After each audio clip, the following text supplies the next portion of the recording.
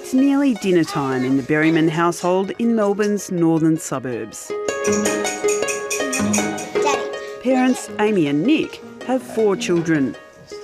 While Nick is a full-time teacher, Amy works 3 jobs and looks after the family's finances. With school fees and a mortgage, it's not surprising that for now, the BERRYMAN's superannuation is an afterthought. Probably a bit of a worry, but it's not really something we can change at the moment, and we're trying to plan things as well as we can to sort of take care of things and get around that. Amy's nest egg is with AMP, where she says she's earning reasonable returns. You know, probably it's better than what I can do myself, like, you know, but we are not like really high income earners. Nick's money is with a not-for-profit industry fund. But despite making an effort to consolidate his super, he's just discovered a second account he didn't even know he had. But it's worth getting rather than having it wasted. A recent damning report by the Productivity Commission found duplicate superannuation accounts like this, as well as underperforming funds, are costing Australians billions. A third of all superannuation accounts, about 10 million, are duplicate accounts their owners may not be aware of. The fees on these accounts cost Australians $2.6 billion every year. For a typical full-time worker, that extra cost will leave them with a year's less pay when they retire. Australia's superannuation system was once regarded as world-leading. We'll give Australian workers a decent standard of living in retirement and build a pool of national savings. But of late, a different picture has emerged. What happens when we leave these trustees alone in the dark with our money? There's been a Royal Commission, a review of the sector's regulation, and that damning Productivity Commission report. Super's spending a lot of time in the limelight, and I don't think it's a great surprise that people would take a look at the system, but it is working well. I don't see superannuation as a problem. I'm hoping that it's not considered a political plaything over the next couple of years. We need to get down and focus on how to connect workers with quality funds. There's every sign superannuation will become a political headache for the new government. It's already flagged a broad review of retirement savings. The terms of reference for that review, what that review will look like, is still being decided, but it will look at the interaction between the superannuation system and retirement incomes with the pension system, and also the effect on national savings. But while that takes shape, a number of MPs are airing their own ideas, including a plan for low-wage earners to opt out of super altogether. Certainly the case has not been made for ever bigger super. I would change direction. Super should be made voluntary for Australians earning under $50,000.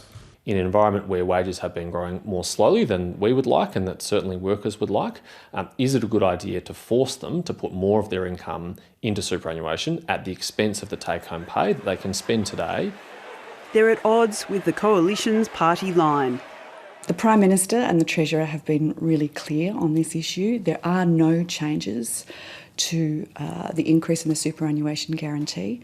It's legislated already. It's legislated to move to 10% in 2021 and then move up to 12% by 2025. More people are aware of... Outside Canberra, the $1 trillion superannuation industry is on the defensive. Martin Fay wants to see an increase in compulsory super. If you start to dismantle superannuation, you're an anti-vaxxer. You're pulling the system apart and leaving individuals exposed and losing the herd effect. And the irony of this is coming from politicians who get 15 to 16% contributions themselves. We need to commit to going to 12%. We need that herd effect so we can keep the age pension for those that need it, that we get the group and pooling effects of it. Because the scale of superannuation is ultimately what protects us all. Adelaide engineer Stephen Dodge trusted his super fund would help him when he needed it. Now he's wondering about his financial future. Quite a bit of stress, financial stress. I've had to dip into my own savings to save us as a family. to pay the mortgage. For the past 20 years, he's been saving money with Australian Super. But when his shifts at work dried up, he contacted his fund to try to access a pension payment. I'm basically powerless to something I'm entitled to. I'm 59.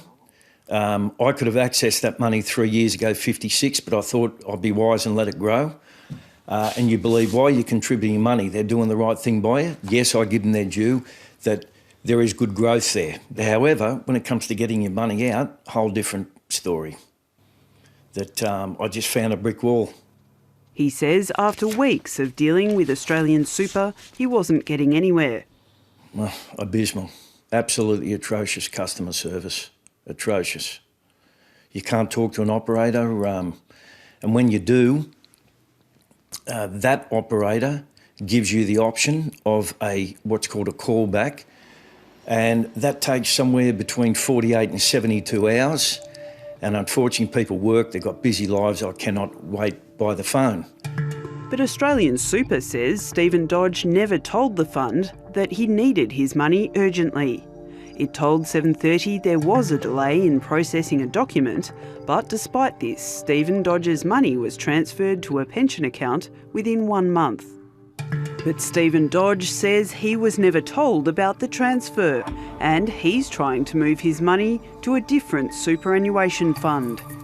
For the moment, the issue hasn't been resolved. I have no pension scheme and I have no income. Back in Melbourne, the BERRYMAN family are figuring out their social calendar for the coming weekend, with 5 sporting events, a barbecue and a birthday party. And Will's got Odette's Party in the afternoon. but then I can get back in time to take Ella, and then... It looks like their superannuation will have to wait. Hi, I'm Lee Sales. Thanks for watching this story. If you'd like to watch more of 7:30's stories, they are on the left of your screen. And tap on the button below to subscribe and get the latest from ABC News.